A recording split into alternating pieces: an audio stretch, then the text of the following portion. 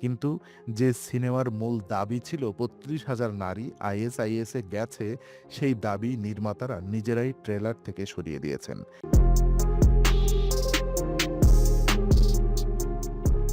৩০ কোটি টাকার বাজেট, মাত্র ৩২ দিনে আয় ৩০৪ কোটি রুপি। ২০২৩ সালের বলিউডের একমাত্র সুপার ডুপার হিট পাঠান ছাড়িয়ে গেছে, সালমান খানকে পেছনে ফেলেছে।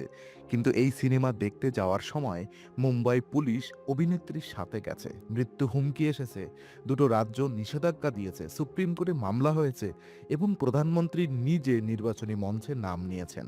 একটা সিনেমা যেটা দেশকে দুই ভাগ করে দিয়েছে। আজ আমরা বিচার করব আধা শর্মা হিরো নাকি ভিলেন, সত্য নাকি প্রোপাগান্ডা। আপনি দেখছেন দ্য টাইম অরাকল। সিনেমার দাবি এবং সেই বিস্ফোরক সংখ্যা। কেরল স্টোরি ট্রেলার মুক্তির দিনেই বিতর্ক শুরু, কারণ একটাই, সেই সংখ্যা ৩২,০০০। সিনেমার ট্রেলারে প্রথমে দাবি করা হয়েছিল কেরল থেকে ৩২,০০০ নারী আইএসআইএসে যোগ দিয়েছে। পরে ব্যাপক সমালোচনার মুখে নির্মাতার ট্রেলার পরিবর্তন করতে বাধ্য হন। ৩২,০০০ নারী হৃদয় বিদারক গল্প, এই লাইনটা কেটে দেওয়া হলো। লেখা হলো কেরালার ৩ জন তরুণীর সত্যিকারের গল্প। এই একটা পরিবর্তনই বলে দেয় নির্মাতারা নিজেরাও জানতেন সংখ্যাটা টিকবে না। কিন্তু প্রযোজক বললেন কি? প্রযোজক বিপুল সাহা পিটিআইকে বলেছিলেন ৩২,০০০ সংখ্যাটা আমাদের দাবি এবং আমরা এতে অটল। একদিকে ট্রেলার বদলাচ্ছে, অন্যদিকে সংখ্যা নিয়ে অটল। এই দ্বিচারিতাই সবচেয়ে বড় প্রশ্নের জন্ম দিয়েছে। সংখ্যাটা কোথা থেকে এলো? পরিচালক সুদীপ্ত সেন বলেছিলেন, কেরালার সাবেক মুখ্যমন্ত্রী ওমেন চান্ডি বলেছিলেন প্রতি বছর ২৮০০ থেকে ৩২০০ মেয়ে ইসলামে ধর্মান্তরিত হচ্ছে। সেটাকে ১০ দিয়ে গুণ করে পেলেন ৩২,০০০। কিন্তু এখানে মারাত্মক সমস্যা। স্বেচ্ছায় ধর্মান্তরণ এবং আইএসআইএ যোগ দেওয়া, এই দুটো সম্পূর্ণ আলাদা বিষয়। এই দুটোকে এক করে ফেলাই সিনেমার সবচেয়ে বড় মিথ্যা। তো আদা শর্মা কে এবং কি বলেছেন? এবার আসুন সিনেমার মূলে। আদা শর্মা ১৯৯২ সালে দিল্লিতে জন্ম, ২০১৩ সালে বলিউডে প্রবেশ। কিন্তু প্রায় ১০ বছর ধরে তেমন কোনো ব্রেক নেই। কেরালা স্টোরি তাকে রাতারাতি জাতীয় মুখ বানিয়ে দিল। কিন্তু সেই সাথে এলো মৃত্যু হুমকিও। সিনেমা দেখতে যাওয়ার সময় মুম্বাই পুলিশ আদা শর্মার সাথে ছিল। সমালোচকদের জবাবে আদা কি বললেন? আদা স্পষ্ট করে বললেন, এই সিনেমা কোনো ধর্মের বিরুদ্ধে নয়, এটা সন্ত্রাসবাদের বিরুদ্ধে।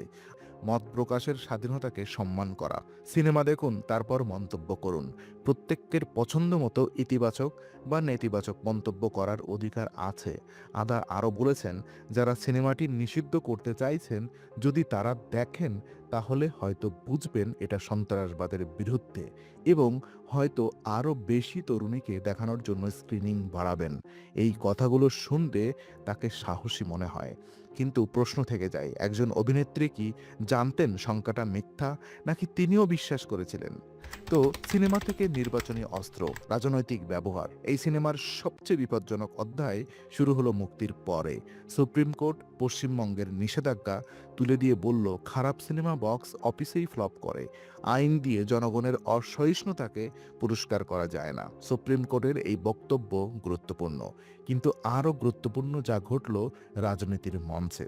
মধ্যপ্রদেশের সরকার সিনেমাকে ট্যাক্স ফ্রি ঘোষণা করলো, হরিয়ানাও ট্যাক্স ফ্রি করলো এবং কর্ণাটক নির্বাচনের প্রচারণায় প্রধানমন্ত্রী মোদি সিনেমার কথা উল্লেখ করলেন। একটা সিনেমা যেটার মূল দাবিই মিথ্যা, সেটাকে নির্বাচনী প্রচারণায় ব্যবহার করা হলো।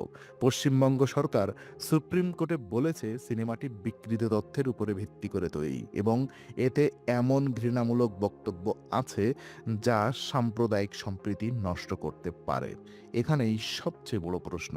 আদা শর্মা একজন অভিনেত্রী, তিনি পর্দায় অভিনয় করেছেন, কিন্তু সেই অভিনয়কে যখন রাজনৈতিক অস্ত্র হিসেবে ব্যবহার করা হয়, তখন অভিনেত্রী কতটুকু দায়মুক্ত?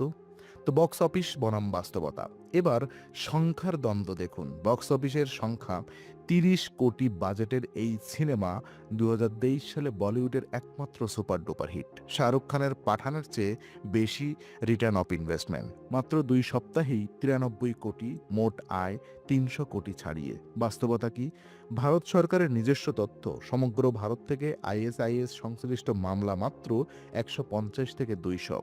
আন্তর্জাতিক গবেষণা, সমগ্র পৃথিবী থেকে আইএসআইএস এর যোগ দেওয়া মানুষের সংখ্যা ৪০,০০০। তার মধ্যে শুধু কেরল থেকে ৩২,০০০ পরিসংখ্যানগতভাবে অসম্ভব। এই দুটো সংখ্যার মাঝখানে আছে একটা বিশাল রাজনৈতিক এজেন্ডা। তাহলে আদা শর্মা হিরো নাকি ভিলেন? সত্যিকারের উত্তর সহজ না। আদা শর্মা একজন অভিনেত্রী যিনি একটি ঝুঁকিপূর্ণ চরিত্রে অভিনয় করেছেন। মৃত্যু হুমকি সত্ত্বেও পিছিয়ে যাননি, সেই সাহসের প্রশংসা করা যায়। কিন্তু যে সিনেমার মূল দাবি ছিল ৩২,০০০ নারী আইএসআইএসে গেছে, সেই দাবি নির্মাতারা নিজেরাই ট্রেলার থেকে সরিয়ে দিয়েছেন। একটা মিথ্যা শঙ্কার উপর দাঁড়ানো সিনেমার মুখ হওয়া, এটা হিরোইজম নয়, এটা রাজনৈতিক প্রপাগান্ডার হাতিয়ার হওয়া। জেনে হোক বা না জেনে, সুপ্রিম কোর্ট বলছে খারাপ সিনেমা বক্স অফিসেই ফ্লপ করে। কিন্তু এই সিনেমা ফ্লপ করেনি, ৩০০ কোটি রুপি আয় করেছে। তার মানে ৩০০ কোটি রুপির দর্শক এই বার্তা বিশ্বাস করেছে, এবং সেই বিশ্বাস ভারতের সামাজিক পরিবেশে কি প্রভাব ফেলেছে সেটা বক্স অফিসের সংখ্যায় মাপা যায় না। সত্যকে ভালোবাসুন, প্রপাগান্ডাকে চিনতে শিখুন। দ্য টাইম অরাকল আপনার সাথে আছে। লাইক করুন, সাবস্ক্রাইব করুন, কমেন্টে বলুন আপনার চোখে দ্য কেরল স্টোরি সত্য নাকি প্রপাগান্ডা।